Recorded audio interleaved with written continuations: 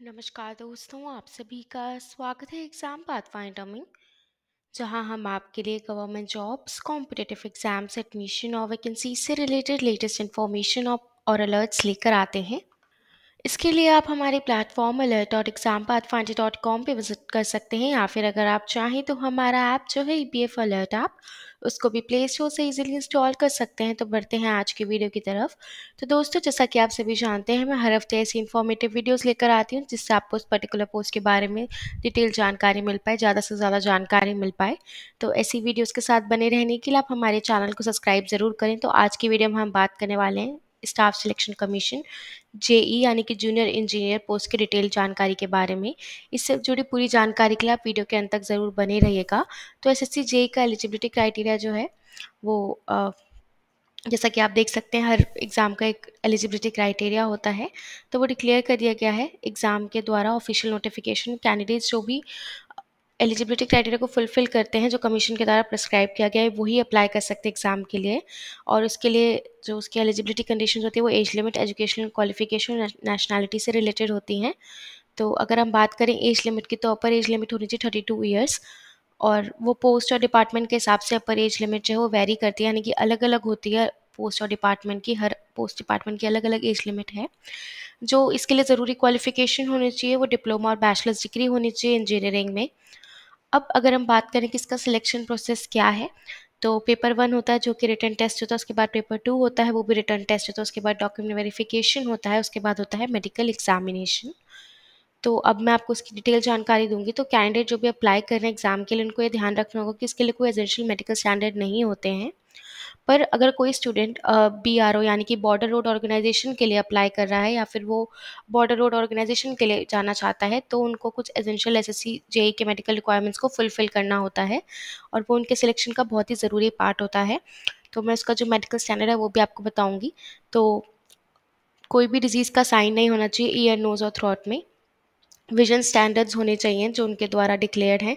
Eyes जो है वो क्लियर ब्राइट होनी चाहिए, कोई भी एबनॉर्मलिटीज़ नहीं होनी चाहिए। आई बॉल्स का जो मूवमेंट है वो फुल होना चाहिए और हर डायरेक्शन में फ्री होना चाहिए। साथ ही कोई भी ग्लैंडुलर स्वेलिंग नहीं होनी चाहिए।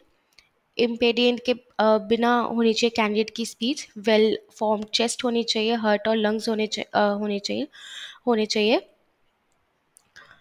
उसी के साथ कैंडिडेट्स जो हैं वेल फॉर्म्ड और फुली डेवलप्ड लिम्स होने चाहिए उनके। जो भी जॉइंट्स हैं वो फ्री और परफेक्ट होने चाहिए। फीट और टोज जो हैं वो वेल फॉर्म्ड होने चाहिए। तो इसके कुछ मेडिकल स्टैंडर्ड्स हैं जो बहुत ही ज़रूरी हैं, और भी कुछ मेडिकल स्टैंडर्ड्स होते हैं, बट ये बहुत ही इंपॉर्टेंट मेडिकल स्टैंडर्ड्स हैं जो जिनका ध्यान आपको रखना होता है। वैसे जो भी मेडिकल स्टैंडर्ड्स हैं सभी उनके लिए ज़रूरी होते हैं। तो आप देख सकते हैं ये मेडिकल स्टैंडर्ड का क्राइटेरिया होता है उनका। तो जो भी मेडिकल स्टैंडर्ड उनके द्वारा बताए जाते हैं वो सभी को आपको फुलफिल करना होता है। तो उसमें से कुछ ये मेडिकल स्टैंडर्ड हैं, जैसा कि आप देख सकते हैं। अब अगर मैं बात करूँ उसकी जॉब प्रोफाइल के बारे में कि क्या काम होता है, तो सबसे पहला होता है वर्क को सुपरवाइज़ करना। एसएससी जूनियर इंजीनियर्स जो है उनको सुपरवाइज़ करना होता है सभी साइट विजिटिंग वर्क्स को। स्पेसिफिकली जूनियर इंजीनियर्स जो उनको देखना होता है गवर्नमेंट प्रोजेक्ट्स, और अश्योर करना होता है कि सारा काम ढंग से किया जा रहा है या नहीं। प्लानिंग एंड एग्जीक्यूशन, जो भी सारे गवर्नमेंटल प्रोजेक्ट है प्लानिंग से रिलेटेड, वो इम्प्लीमेंट किए जाते हैं जूनियर इंजीनियर के द्वारा।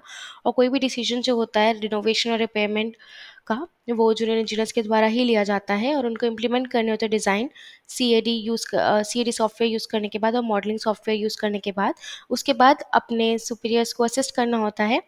तो जो जूनियर इंजीनियर है वो सुपीरियर्स को असिस्ट भी करते हैं और अश्योर करते हैं कि जो वर्क है वो सिस्टमैटिक मैनर में हो रहा है या नहीं। तो आप देख सकते हैं बहुत ही रेप्यूटेड जॉब प्रोफाइल है, काफ़ी अच्छी इसकी इसकी रोल्स एंड रिस्पॉन्सिबिलिटीज़ हैं। सारे अकाउंट्स को हैंडल करना होता है। तो जूनियर इंजीनियर जो हैं उनको सभी मनी मैटर्स रिलेटेड वर्क को देखना होता है जो कॉन्ट्रैक्टर्स, वेंडर्स, वर्कर्स के द्वारा किया जाता है, और इंश्योर करना होता है कि जो वर्क किया जा रहा है वो गवर्नमेंट के द्वारा जो प्री डिसाइडेड बजट है उसी में हो रहा है या नहीं। डाटा को एनालाइज करना होता है। जूनियर इंजीनियर्स जो हैं उनको एनालाइज करना होता है, इंटरप्रेट करना होता है साइंटिफिक डाटा। रिपोर्ट्स लिखनी होती है, जूनियर इंजीनियर को रिपोर्ट्स प्रिपेयर करनी होती है, सबमिट करनी होती है सुपीरियर्स को।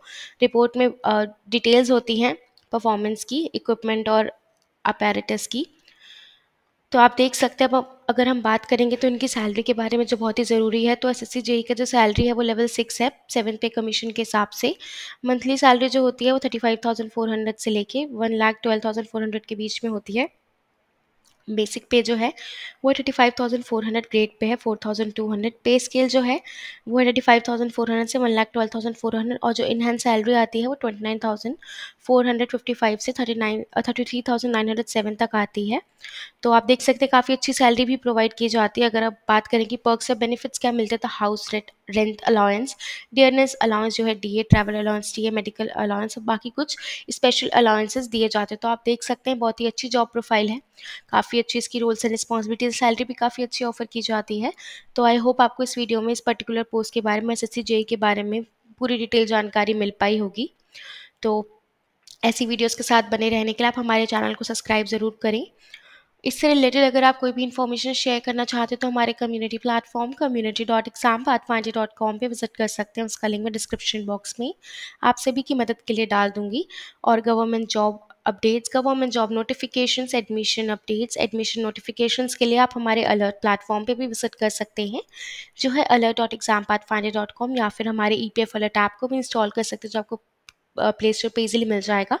तो वीडियो में अंत तक बने रहने के लिए आप सभी का बहुत बहुत धन्यवाद दोस्तों। मिलते हैं अगली वीडियो में।